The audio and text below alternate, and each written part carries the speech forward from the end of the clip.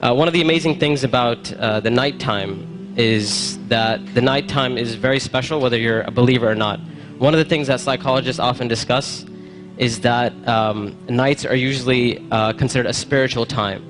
So they talk about how usually people are more willing to share and they're usually more in touch with their feelings and their emotions at night.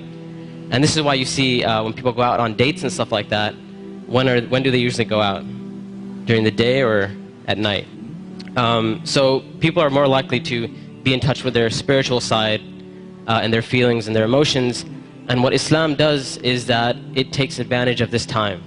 So while other people are busy doing other things, a believer takes that spiritual time and they take that emotional time and they devote it to their Lord.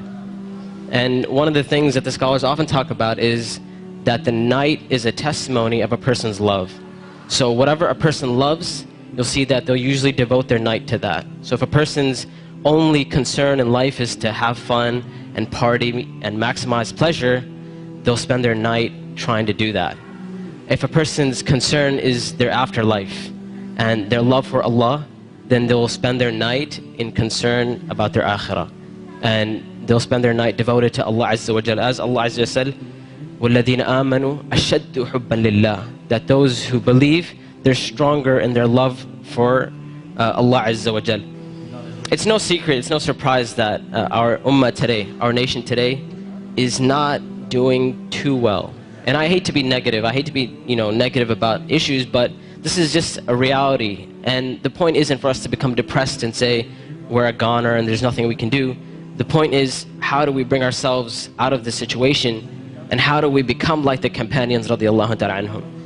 And this is why one of the things that is often said by the classical scholars and even scholars of our time is that if we want to rectify this ummah, if we really care about this ummah, we really want to change this ummah, then we will not be able to do it except that which changed the beginning of this ummah. Meaning, if we really care, we really want the ummah to progress. Now we're Muslims living in the West and we care about Muslims in America, and we really want Muslims to be in a better state, then we have to look at the sunnah of the Prophet ﷺ and how the companions did it. And it is in that we're going to find our ummah come to life. And the thing about the companions, like I mentioned, is that what they had and what is missing from our time is that attribute of going above and beyond the bare minimum. Ibn Abbas radiallahu ta'ala anhuma, he says about the companions, he said, I did not see a single companion. He said, I did not see a single companion except that they would take something from the night. Meaning they would pray some type of Qiyam al-Layl. And one of the most oft questions I get from young people is, you know what, my iman is just not doing too well. Like, I have a dip in my iman and I just don't feel it anymore.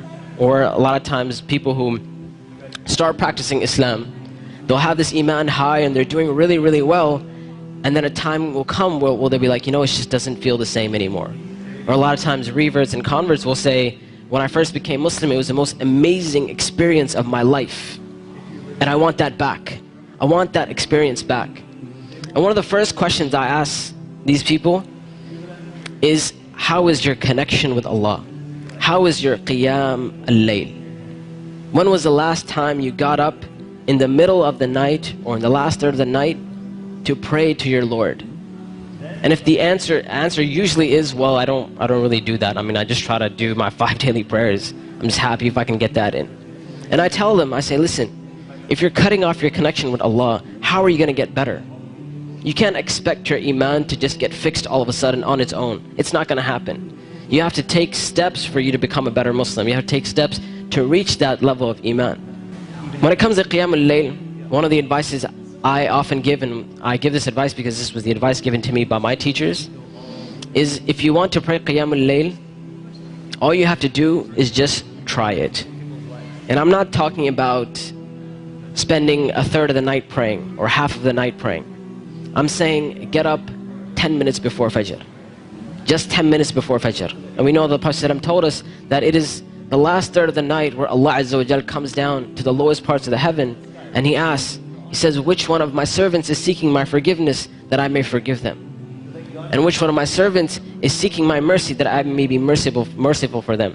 Which one of my servants is asking of me that I may give to them? And that third of the night is still there in the last 10 minutes before Fajr. So all I'm saying is wake up 10 minutes before Fajr. Not an hour, not 2 hours before Fajr, 10 minutes before Fajr. And try and pray Qiyamul Layl and experience this amazing spiritual nature